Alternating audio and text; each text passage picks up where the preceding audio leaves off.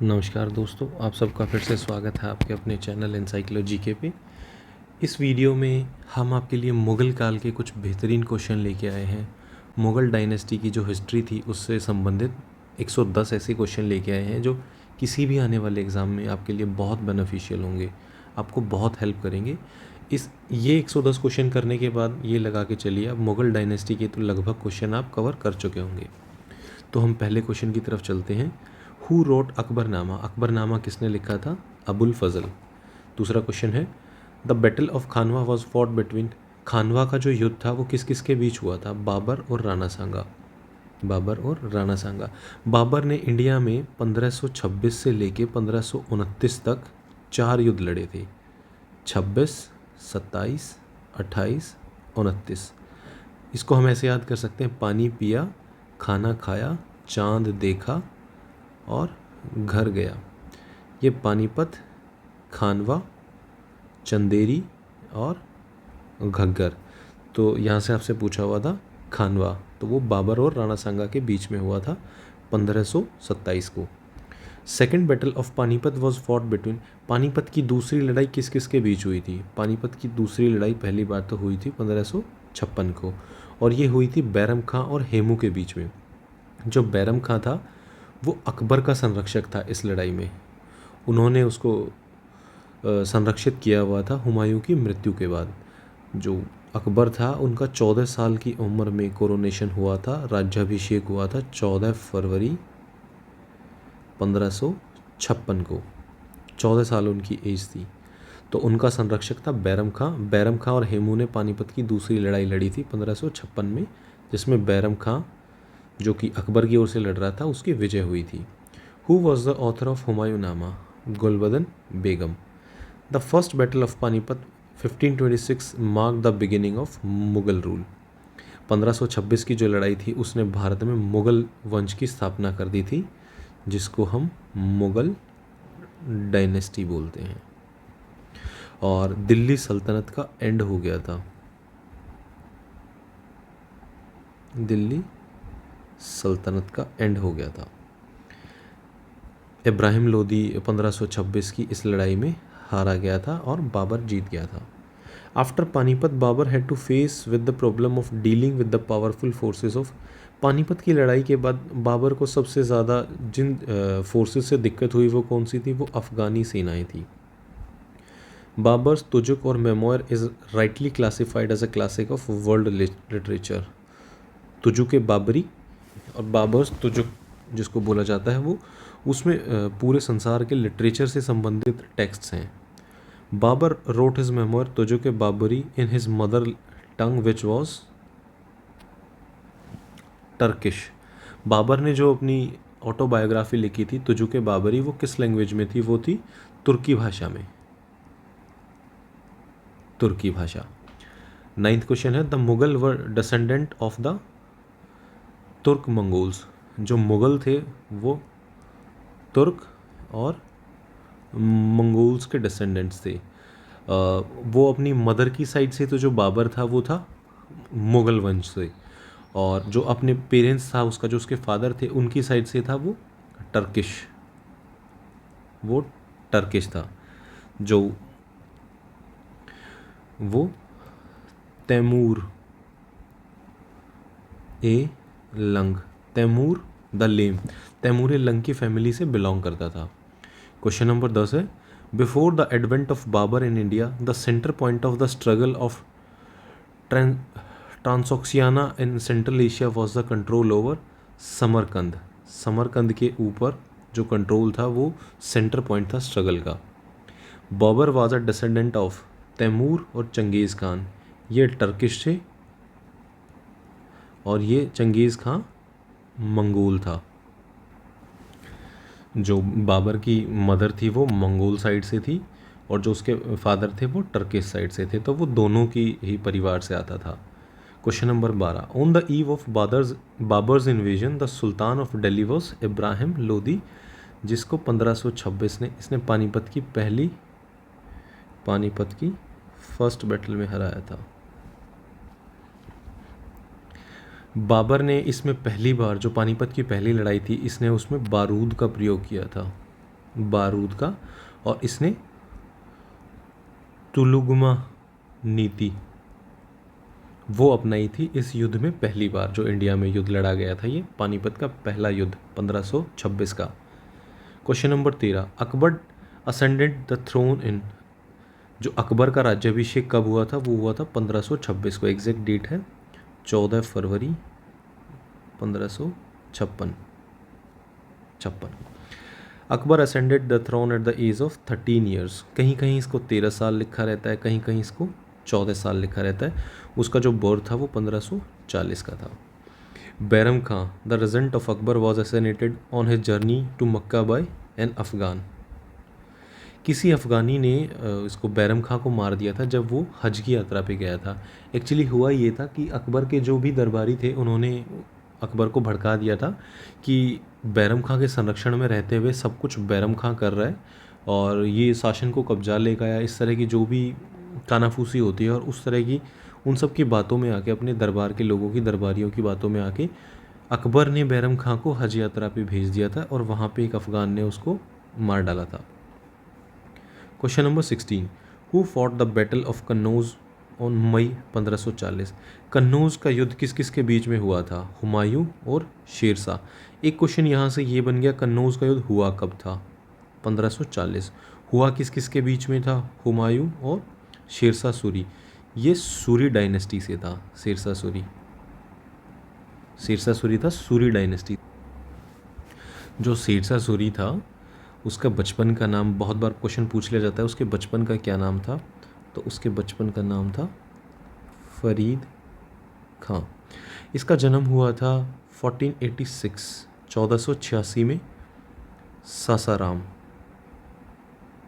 बिहार में। और ये इसकी डेथ कब हुई थी, इसकी डेथ हुई थी 22 मई को 1545 में, कलिंजर में। इसका जो फोर्ट है वो भी कलिंजर में बना हुआ है। तो अब हम नेक्स्ट क्वेश्चन की तरफ मूव करते हैं। इन the pre Mughal society the most important factor for the growth of पर्दा वाज। जो पर्दे का विकास हुआ था, जो पर्दा आया था, वो किस फैक्टर, कौन से फैक्टर्स थे जिनकी वजह से पर्दा सोसाइटी में आया था। तो सामाजिक कारण ही थे जिनकी वजह से पर्दे को इंट्रोड्यूस किया गया था। Who build the grand trunk road which extended from Bengal to Punjab, Sher Shah Suri. जो जीटी रोड था, GT road, grand trunk road, इसमें पहले जो NH1 प्लस NH2 पड़ता था, ये बंगाल से लेके और पंजाब तक पूरा जीटी रोड पड़ता था। Question number 19, who introduce the branding of horses, दाग प्रथा। दाग प्रथा को किसने इंट्रोड्यूस किया था, which was later followed by Akbar in the administration of the Mughal army. ये चीज़ क्लियर हो गई है कि पहले अकबर ने नहीं किया था, अकबर ने उस चीज़ को फॉलो किया था। तो सबसे पहले जो दाग प्रथा थी, घोड़ों को दागने की प्रथा जिससे घोड़ों की पहचान की जा सके, उसको इंट्रोड्यूस किया था शेरशाह सूरी ने। द सरकार्स ऑफ शेरशाह एम्पायर व सब डिविजन्स। जो सरकार थी उनका क्या, सब डिविजन्स को सरकार बोला जाता था। Question number 21, during the first 4 years of Akbar's reign 1556 to 1560 the regent was Bairam Khan. उसका जो संरक्षक था 1556 से लेके 1560 तक, पहले जो 4 साल थे मुग़ल शासन के जिनमें अकबर ने शासन किया था, उनका संरक्षक था बैरम खां, जो बाद में एक अफ़गान ने उनकी हज यात्रा पे जाते हुए हत्या कर दी थी।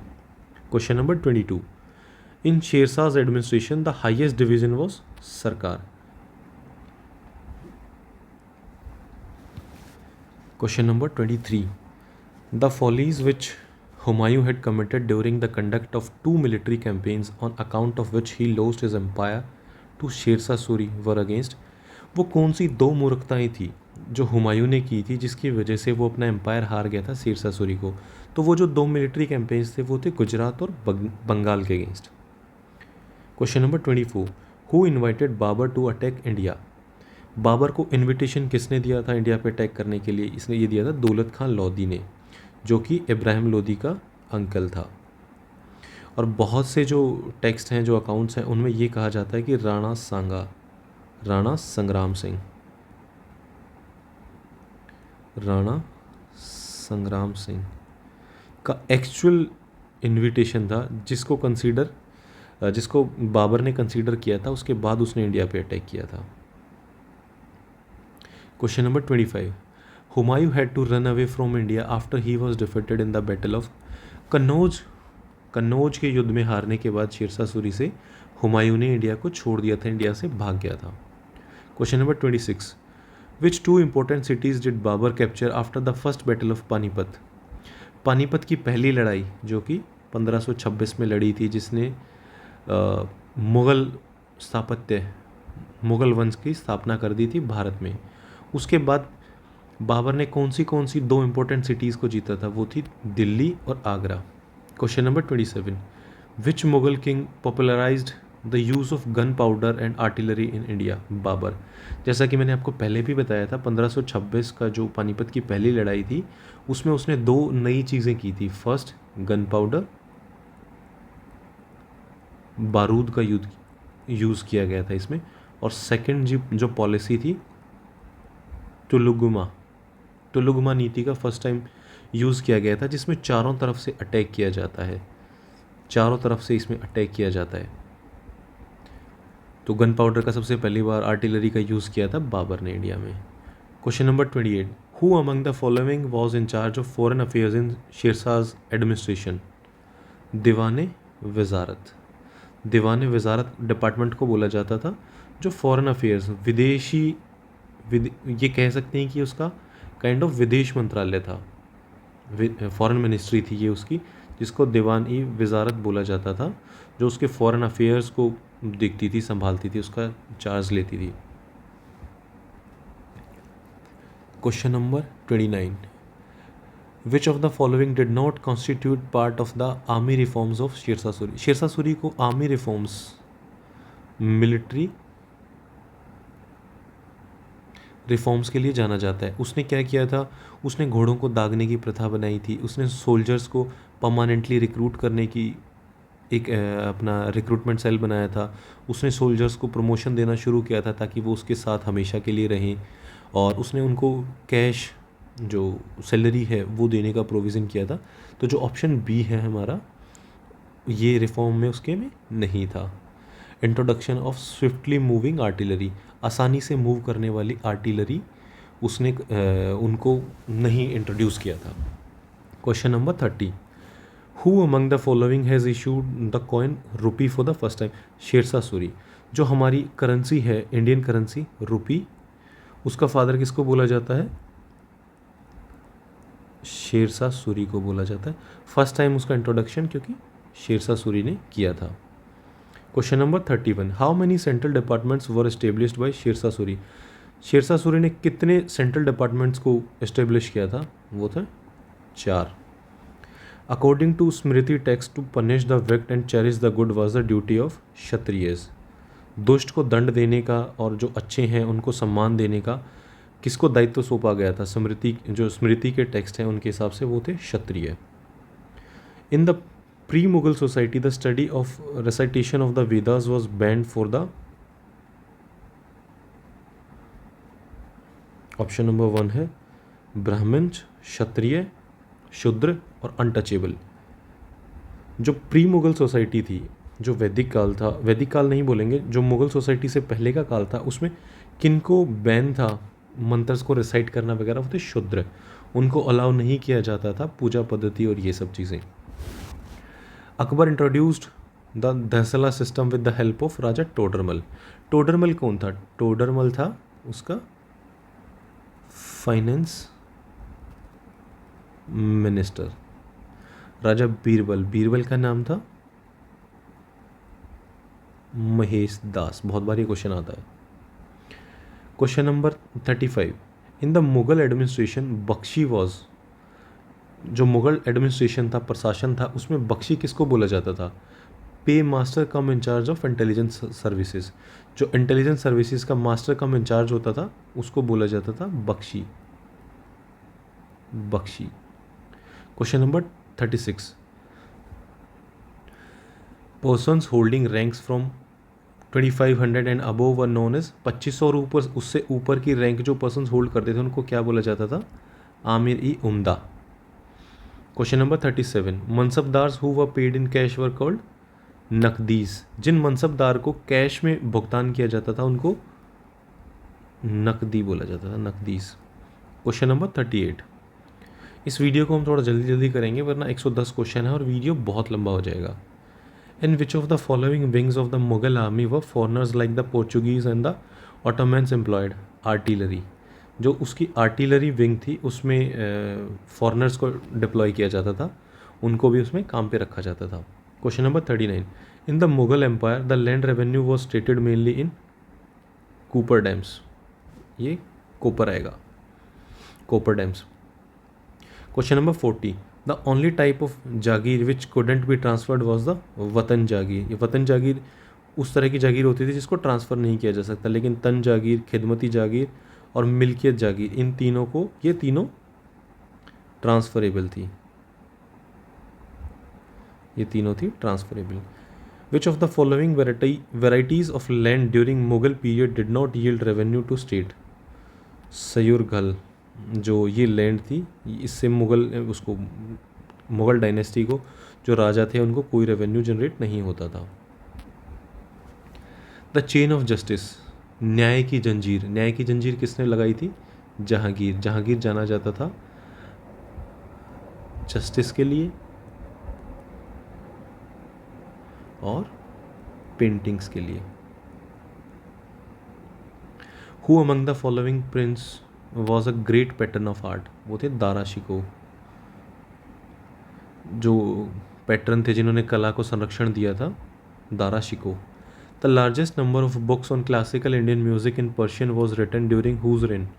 औरंगजेब। औरंगजेब के काल में, औरंगजेब जब शाहजहाँ बना था, औरंगजेब जब राजा बना था, मुग़ल डायनेस्टी में सुल्तान बना था, उस टाइम पे पर्शियन में बहुत सारी इंडियन जो क्लासिक म्यूज़िक है उसका पर्शियन में अनुवाद किया गया था, उनको ट्रांसलेट किया गया था। तो ये सब हुआ था औरंगजेब के टाइम पे। Razmnama is a Persian translation of Mahabharata. Mahabharata का पर्शियन में ट्रांसलेशन करने के बाद जो नाम था वो रखा गया था रज़्मनामा। ये क्वेश्चन बहुत बार आता है। Question number 46, who was the first Englishman to appear in the Mughal court during Jahangir's reign. वो था विलियम हॉकिंस। वो था विलियम हॉकिंस। ये जहांगीर के कोर्ट में आया था परमिशन लेने के लिए 1608 में सूरत में फैक्ट्री डालने के लिए, इंडिया में बिजनेस करने के लिए, creation of a factory in Surat. Jahangir की परमिशन लेने ये आया था आगरा में। व्हाट इज़ इबादत खाना। इबादत खाना किसको बोलते हैं? Hall of prayer. जहाँ प्रेयर की जाती थी, जहाँ वो नमाज अदा करते थे, उसका नाम था इबादत Khana. Ibadat Khana. Question number 48, during the Mughal empire revenue free grants given to charitable purposes were called. जो चैरिटी के काम में जो रेवेन्यू ग्रांट्स दिए जाते थे उनको क्या बोला जाता था? मददी माश। Madadi Mash, Madad e Mash. Question number 49, the Aine Dahsal was a revenue settlement. राजस्व की सेटलमेंट थी उनकी, Aine Dahsala. Question number 50, the class of traders who specialised in carrying bulk goods during the Mughal period was known as. वो कौन से ट्रेडर्स की, वो कौन सी क्लास थी जो भारी भारी सामान को ढोते थे, बल्क में गुड्स को मुगल पीरियड में? वो थे बंजारे। बंजारे ऐसे ट्रेडर्स की क्लास थी जो बहुत भारी भारी सामान को ढोने का काम करती थी मुगल पीरियड के टाइम पे। What was the key weakness of Mughal empire? Absence of an efficient army. उनके आर्मी एफिशिएंट थी, तो ये गलत है। पुअर एडमिनिस्ट्रेटिव सिस्टम, ये भी सही था उनका। करप्शन ऑफ द नोबिलिटी, ऐसा भी नहीं था। एब्सेंस ऑफ नेवल पावर, उनके पास नेवल पावर नहीं थी, ये सही ऑप्शन है इसका। नौसेना की कमी की वजह से उनका जो पतन हुआ था लास्ट में चल के वो हुआ था, और ये उनकी वीकनेस कंसीडर की जाती है कि उनके पास नेवल पावर नहीं थी। Question number 52, what was the law of escheat during the Mughal empire? Law of escheat होता है राजद्रोह का सिद्धांत। राजद्रोह का सिद्धांत। ये क्या किया जाता था, जो कोई भी नोबल होते थे ना, नोबल्स कुलीन्स, उनकी मृत्यु के बाद उनकी प्रॉपर्टी को कॉन्फिस्केट कर लिया जाता था, उनकी प्रॉपर्टी को कब्जा लिया जाता था। तो इसका ऑप्शन है B. Makhfi was the literary pen name of Jahanara. Akbar की बेटी हैं ये, अकबर की डॉटर हैं। ये बहुत अच्छा क्वेश्चन है। Question number 54, which of the following spices was unknown during the Mughal period? Mughal काल में कौन से मसाले थे जिनका उनको नहीं पता था, उस टाइम तक वो अननोन थे? पेपर, क्लोव, क्यूमिन, कैप्सिकम और चिली। चिली और कैप्सिकम के बारे में उनको जानकारी नहीं थी। कोई भी ऐसे टेक्स्ट नहीं मिलते हैं जिसके बारे में ये बताया जा सके कि उस टाइम पे कैप्सिकम और चिली उन लोगों को नोन थी। Question number 55, who was the first historian to mention the manufacture of paper in India? Bharat में कागज़ के निर्माण का जो कोई भी पहला दृश्य मिलता है, जो मेंशन जिसने उसको किया, वो थे अमीर खुसरो जी। अमीर खुसरो, इनको बोला जाता है Tota e Hind. Question number 56, which prominent noble had a fleet of ships which sailed to Burma, Makassar, Maldives, Persia and Arabia? वो थे मीर जुमला, जिनके पास जहाज़ों का बेड़ा था जो सेलिंग के लिए यूज़ किए जाते थे, वो थे Mir Jumla. Question number 57, which traveller wrote in the middle of the 17th century that Delhi was not less than Paris? 17वीं शताब्दी के मध्य में किस ट्रेवलर ने ये लिखा था कि दिल्ली किसी भी सूरत में पेरिस से कम नहीं थी? वो थे Bernier. Question number 58, who was responsible for the assessment and collection of land revenue under Akbar? उसको बोला जाता था आमिल। ये पोस्ट का नाम है जो एसेस और कलेक्ट करती थी सारे लैंड रेवेन्यू अकबर के शासनकाल में। उसका फाइनेंस का जो काम था, फाइनेंस मिनिस्ट्री थी, वो तो टोडरमल के पास ही थी। ये अलग अलग डेजिग्नेशंस हैं जिनको नाम दिया गया है, जो ये सब बाकी कलेक्शन करना और एसेस करना लैंड रेवेन्यू वगैरह को, वो सब चीज़ें थी।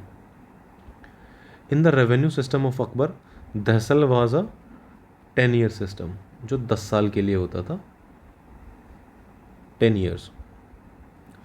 Question number 60, what was the most important role of women under the Mughals?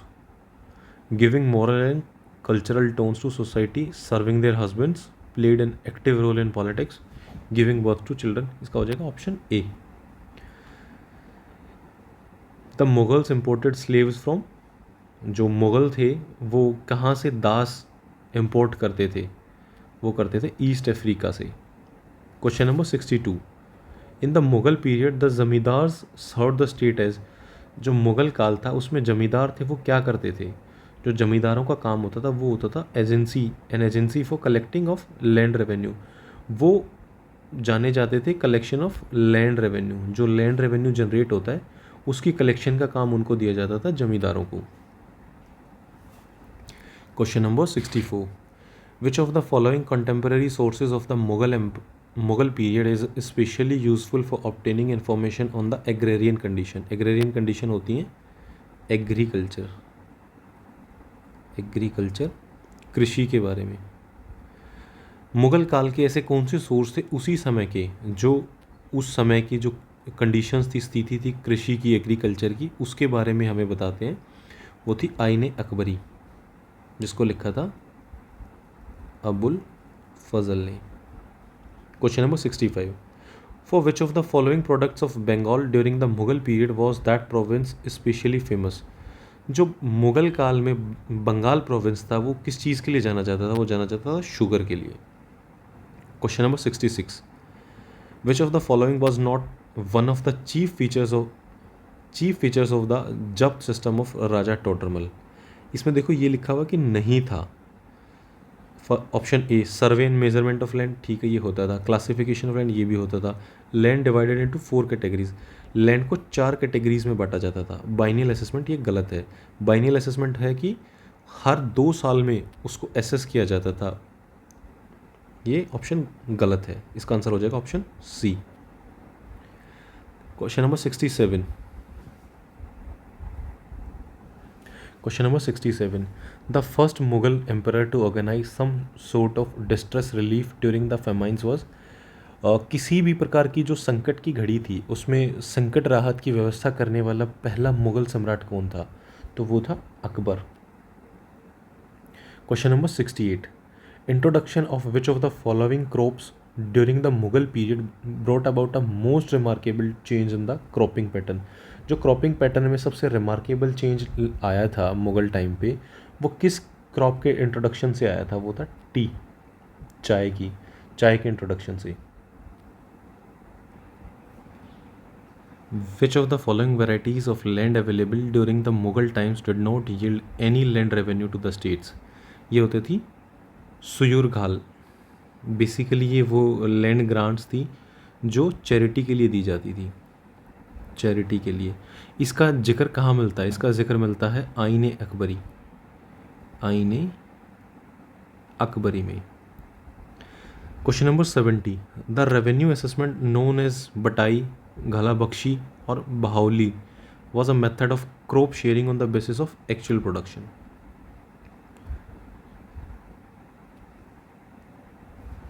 Question number 71. What was the khalisa? Khalisa होती थी क्राउन लैंड्स, जो revenue yielding land directly administer की जाती थी ना डिपार्टमेंट ऑफ रेवेन्यू से, उनको बोला जाता था खलीशा।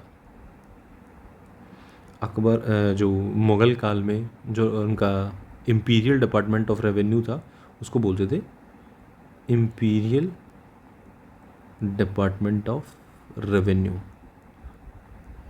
जिसको वो डायरेक्ट एडमिनिस्टर करता था रेवेन्यू जनरेट करने के लिए, उसको बोला जाता था khalisa. Which of the following traders first came to India during the Mughal period? वो थे पुर्तगाली।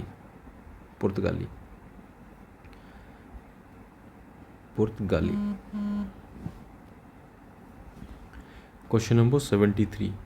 Who propounded the great firm? यहाँ से ये याद करेंगे, जो थ्योरी दी थी वो क्या थी? Great firm.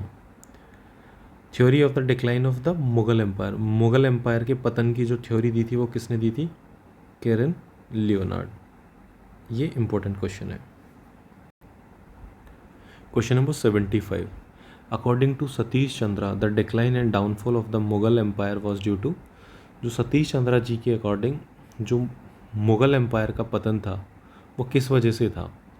Economic, social, administrative, political and institutional factors.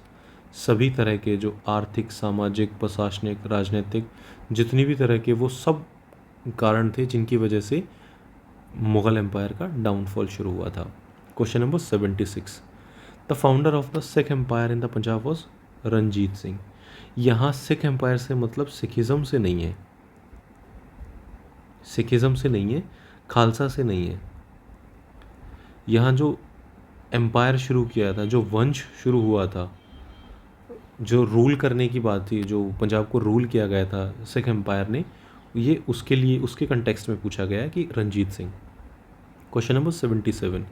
The celebrated Kohinoor diamond and the world famous peacock throne were carried away to Persia in 1739 by? तो ये कोहिनूर हीरे को और मयूर सिंहासन को लूटा था नादिर शाह ने 1739 में। इसको बोलते हैं बैटल ऑफ करनाल। इसमें जो मुग़ल एम्परर थे उनकी बहुत बुरी तरीके से हार हुई थी।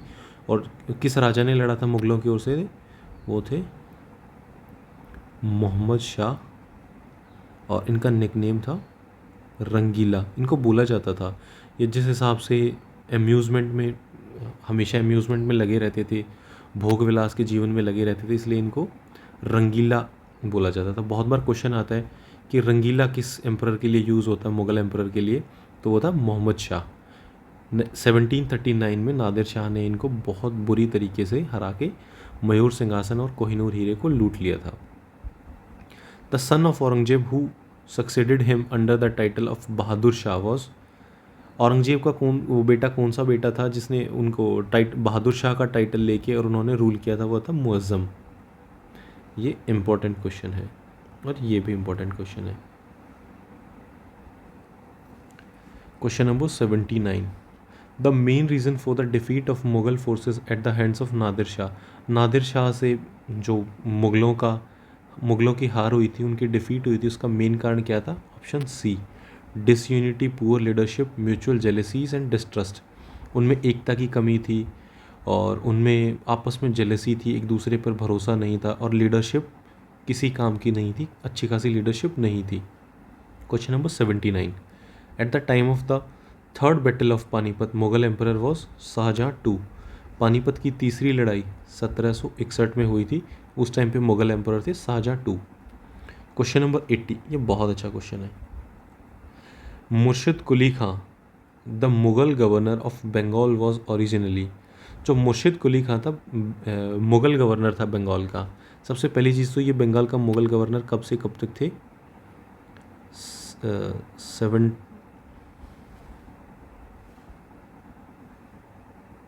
1717 से लेके 1727 तक। इनका जो स्टार्टिंग में ये एक ना साउथ इंडियन ब्राह्मण थे। इनका जन्म हुआ था दक्कन प्लेट्यू में 1670 में। इनका जो स्टार्टिंग में हिंदू नाम था वो क्या था? ये क्वेश्चन भी आपसे पूछा जाता है बहुत बार। इनका ओरिजिनल नेम था वो था सूर्य नारायण मिश्रा, सूर्य नारायण मिश्रा। इनको बंगाल का गवर्नर बनाया गया था और इनको मोहम्मद हादी के नाम से भी जाना जाता है। किस नाम से जाना जाता है? मोहम्मद हादी। तो आपसे पूछ ले मुर्शिद कुली खां, मोहम्मद हादी या सूर्य नारायण मिश्रा दे दे आपको, तो तीनों एक ही पर्सन है। इनका जन्म हुआ था, जो इनका बर्थ नेम था वो था सूर्य नारायण मिश्रा। फिर इन्होंने ये हो गए थे मुर्शिद कुली खां और मोहम्मद हादी के नाम से भी इन्हीं को जाना जाता है। 10 साल तक ये बंगाल के मुगल गवर्नर थे। Question number 81, who did Ahmad Shah Abdali proclaim emperor of India before leaving India after the third battle of Panipat. जो अहमद शाह अब्दाली था 1761 में पानीपत की थर्ड बैटल जिसने जीती थी, उसने इंडिया छोड़ने से पहले किसको एम्परर डिक्लेयर किया था? वो था शाह आलम द्वितीय। ये क्वेश्चन भी बहुत अच्छा क्वेश्चन है, तो इसको कर लेंगे हम। Question number 82, which of the following was not one of the consequences of the crisis of the, ये जागीरदारी नहीं होगा, जागीरदारी होगा, इसको जी कर लेंगे, jagirdari system, which contributed to the decline of empire.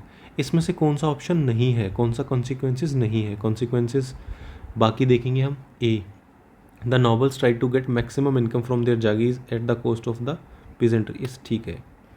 The nobles try to transform their existing jagirs and offices into hereditary ones, ये भी ठीक है। वो जो अपने जो नॉबल्स होते थे वो कोशिश करते थे कि उनकी जागीर्स बढ़ती रहें और जो उनका ऑफिस है वो वंशानुगत हो जाए, उनके बाद उनके बच्चों को मिले। और जो नॉबल्स थे वो चाहते थे कि उनका जो जागीर से रेवेन्यू है, इनकम है, वो हमेशा बढ़ता ही रहे। Option D, frequent transfer of jagirs, ये भी होता था, जागीर्स का ट्रांसफ़र होता रहता था। The nobles fail to collect the revenue due to the state, ये गलत है, ऐसा नहीं है, वो रेवेन्यू जनरेट अच्छे से करते थे। During the reign of which of the following emperors did the tendency towards carving out of autonomous states first became prominent and start to gain momentum. जो अलग राज्य बनने की एक जो बयार चली थी, जो टेंडेंसी आई थी, वो प्रोमिनेंट किस राजा के, किस एम्परर के टाइम पे हुई थी? वो हुई थी मोहम्मद शाह। इसी टाइम पे आया था नादिर शाह, जिसने अटैक किया था, कोहिनूर हीरे को लूटा था, पीकॉक थ्रोन को लूटा था, पीकॉक थ्रोन को लूटा था, मयूर सिंहासन। Question number 84, while describing the decline of the Mughal empire sir Jadunath Sarkar, ये यहाँ याद करेंगे, सर जादूनाथ सरकार का कमेंट था, when gold rusts what will iron do? जब सोने पे जंग लगता है तो लोहा क्या करेगा? ये क्या इंडिकेट करता है? ये इंडिकेट करता है जो मोनार्क्स थे, लेटर जो मुग़ल मोनार्क्स थे, जो राजा थे, उनकी गिरती हुई क्षमता, नोबिलिटी, और उस चीज़ को दर्शाता है। तो इसका ऑप्शन ए और बी दोनों करेक्ट है। Question number 85, during the governorship of which of the following was Bihar added to Bengal and Odisha to make the governor of Bengal responsible for all of three? Bihar, Bengal और उड़ीसा को मिला के तीनों को एक कर दिया गया था, और इन पे जो गवर्नरशिप चलती थी वो गवर्नर ऑफ बंगाल की चलती थी। तो ये किसकी गवर्नरशिप में हुआ था? ये हुआ था सुजाउद्दीन के टाइम पे। क्वेश्चन नंबर 86, हाउ डिड मुर्शिद Quli Khan laid the foundation of a new landed aristocracy in Bengal? Aristocracy होता है कुलीन तंत्र, कुलीन तंत्र। इसका ऑप्शन है B, in choosing revenue farmers he gave preference to local zamindar and money lenders who were mainly Hindu. जो मेनली हिंदू होते थे उसने उन्हीं को प्रेफरेंस दी लोकल जमींदार में। जो मनी लेंडर्स होते थे, जो पैसा ब्याज पे देते थे, और जमींदार वगैरह होते थे, उन्हीं को रेवेन्यू फार्मर्स बनाया जाता था। The early capital of the nawab of Awadh was Faizabad. जो अवध के नवाब थे उनकी अर्ली कैपिटल थी Faizabad. Question number 88, who was the founder of the autonomous kingdom of Awadh? इसको दोनों नाम से नोट किया जाता है, सादत खां। ये अच्छा क्वेश्चन है। क्वेश्चन नंबर 89 पे मूव करते हैं। Who founded the state of Hyderabad? Hyderabad का स्टेट किसने बसाया था? Nizam ul Mulk. Question number 90, the nawab of Awadh who committed suicide to save himself from the disgrace at the hands of Nadir Shah? Nadir Shah से खुद को बचाने के लिए किस अवध के नवाब ने सुसाइड कर लिया था? वो था सादत खान। जो ये अभी हमने पीछे वाले क्वेश्चन में ही किया था। ऑटोनॉमस किंगडम जो अवध की थी उसका फाउंडर था सादत खान, और उसी ने सुसाइड कर लिया। क्वेश्चन नंबर 88 में हमने ये किया था। Question number 91, which of the following was not responsible for the worsening of the condition of Indian peasantry during the 17th and 18th century? इसमें कहा गया है कि जो 17वीं और 18वीं शताब्दी में भारतीय कृषि की जो हालत बदतर हुई थी उसके लिए इनमें से कौन सा जो कमेंट है वो रिस्पॉन्सिबल नहीं था? Increasing burden of land revenue नहीं, ये नहीं था। द शॉर्टेज ऑफ बाकी led to further exploitation of the peasantry, ये भी नहीं था। जागीरदारी क्राइसिस, ये भी नहीं था। ये सारे तो उसको वर्षन करने के लिए थे, ये रिस्पॉन्सिबल नहीं था उसको वर्सन करने के लिए, उसको बदतर बनाने के लिए। ये सारे पॉइंट्स हैं, इनसे तो उसको बदतर बनाया गया था। बहुत ज़्यादा जो क्राइसिस हुए थे, ज़्यादा रेवेन्यू उनसे जनरेट किया गया था, और उस तरह की सब चीज़ें। Aurangzeb ruled for almost, Aurangzeb ने कितने समय के लिए शासन किया? तो यहाँ पूछा गया औरंगजेब ने कितने सालों तक शासन किया। औरंगजेब ने का कोरोनेशन हुआ था 16 जून 1659 को, और उसकी डेथ हुई थी 1707 को। तो ऑलमोस्ट 50 साल तक उसने शासन किया था। हु बैंड सिजदा और प्रोस्ट्रेशन बिफोर द रूलर? सिजदा, सर झुकाना, किसने बैन किया था सिजदा को? उसने किया था औरंगजेब ने।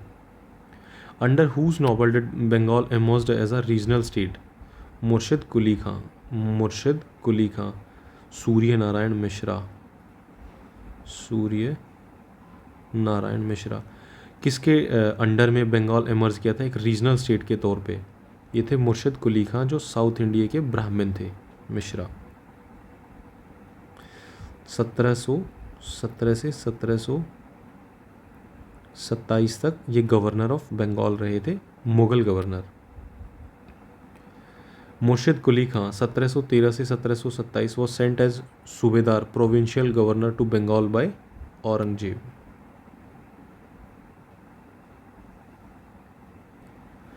ये बने थे इससे इस तक, लेकिन इसको भेजा गया था 1700 में। तो इस चीज़ से कंफ्यूज नहीं होना है कि 1707 में तो औरंगजेब का डमाइज हो गया था, फिर औरंगजेब उसको कैसे भेज सकता है।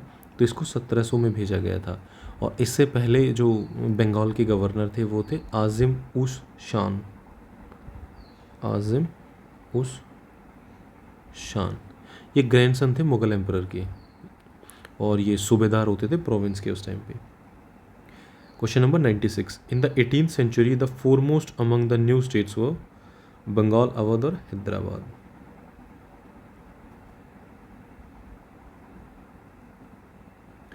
The jagirdari system implied giving the jagirdars और noble a vested interest in collecting.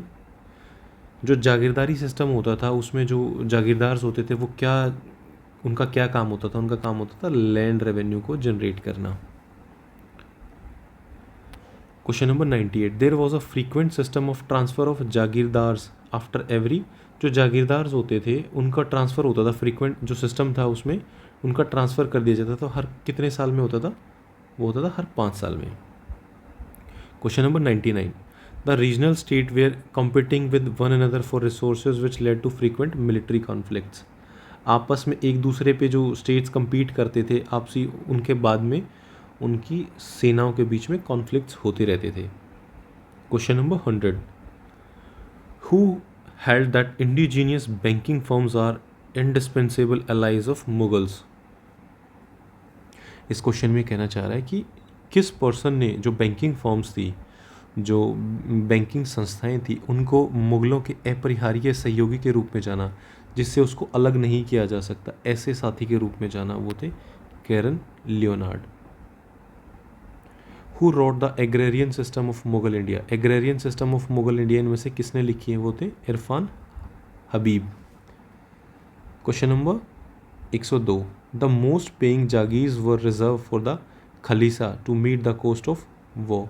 जो खलीसा ज़मीन होती थी, इंपीरियल डिपार्टमेंट ऑफ रेवेन्यू, जिसको डायरेक्टली गवर्न करता था अपनी जो लैंड रेवेन्यू की नीड्स को पूरा करने के लिए, वो किस लिए किया जाता था? ताकि युद्ध के टाइम पे उसको रिजर्व रखा जाता था। जो कोस्ट पे करनी पड़ती है युद्ध के टाइम पे, जो खर्चा होता है उनको भुगतने के लिए, उनके भुगतान के लिए। What kind of crisis existed during the Mughal period in the first half of the 18th century? 18वीं शताब्दी के पहले हाफ में कौन सा क्राइसिस हुआ था मुग़ल काल में? जो सबसे बड़ा क्राइसिस कौन सा था? वो था jagirdari crisis. Question number 104, the economic and financial conditions of the Mughal empire worsened during the closing years of whose reign? Aurangzeb. जो फाइनेंशियल कंडीशन थी वो डिटीरियोरेट हो रही थी, जो आर्थिक स्थिति थी मुग़लों की, वो औरंगजेब के समय में ही अपने डिक्लाइन पे थी, डिटीरियोरेट होती जा रही थी उनकी कंडीशन, वो अपने पतन की ओर, डिक्लाइन की ओर चल रहे थे। Question number 105, what is jagirdari system? System of inheriting property, tax assignment, religious assignment, land revenue assignment. जो जागीरदारी प्रथा थी वो क्या थी? लैंड रेवेन्यू असेसमेंट था। ज़मीन से जो कर वसूली की जाती थी वो सिस्टम था ये। Question number 106, what was the birth name of Nizam ul Mulk? Hyderabad से एसोसिएटेड, हैदराबाद। ये क्वेश्चन इंपॉर्टेंट होगा। उनका जो बर्थ नेम था वो था चिन किलिच खान। ये इंपॉर्टेंट क्वेश्चन है। Which of the following states were called the successor states? Bengal, Awadh, Hyderabad. इनमें से किन राज्यों को उत्तराधिकारी राज्य कहा जाता था? तो वो थे ऑप्शन सी, बंगाल, अवध और हैदराबाद। इनमें से जो सिख थे वो मिसल्स, जो इनमें से मिसल्स के रूप में, सिख की मिसल्स के रूप में किसको जाना जाता था? एक्चुअली जो सभी मिसल्स होती थी ना, उनका समूह, जो समूह दल होता था उसको खालसा कहा जाता था, और वे गुरु के नाम पे युद्ध करते थे, लड़ाई लड़ते थे, और जो शरबत खालसा होता था उसके नाम पर संधियाँ की जाती थी। जो मिसलों की जो व्यापक समस्याएं थी उस पर पंथ इकट्ठा होकर साधारण सभा एक बना के और उस पर विचार करते थे वो। तो इसमें से जो हमारा ये ऑप्शन बी दिया हुआ है, ऑप्शन नंबर बी, संघ की 12वीं सूची, 12वीं अवस्था, ये इसको जाना जाता था मिसल्स ऑफ सिक्स के नाम से। Question number 109, Ahmad Shah Abdali was a Afghan. Ahmad Shah Abdali Afghan था। Question number 110, Aurangzeb was both a victim of circumstances and help to create the circumstances of which he became a victim, who said this? इनमें से किसने कहा था कि जो औरंगजेब थी, जो स्थितियाँ उत्पन्न हुई थी, उसका पीड़ित था, भोगी था, और साथ ही वह जो स्थितियाँ थी उनको उत्पन्न करने में वही मदद करता था, उन स्थितियों को उत्पन्न करने के लिए जिम्मेदार भी वही था। तो ये कहा था सतीश चंद्रा ने। तो फ्रेंड्स, इस वीडियो में इतना ही। ये मोस्ट इम्पोर्टेंट 110 क्वेश्चन है मुग़ल डायनेस्टी के, मुग़ल काल से जुड़े हुए। अगर आप इनको याद कर लेते हैं तो बहुत बेनिफिशियल होगा आपके। अगर आपने चैनल को अभी तक सब्सक्राइब नहीं किया है तो फ्रेंड्स चैनल को सब्सक्राइब कर दीजिए, वीडियो को लाइक करें, शेयर करें। नमस्कार।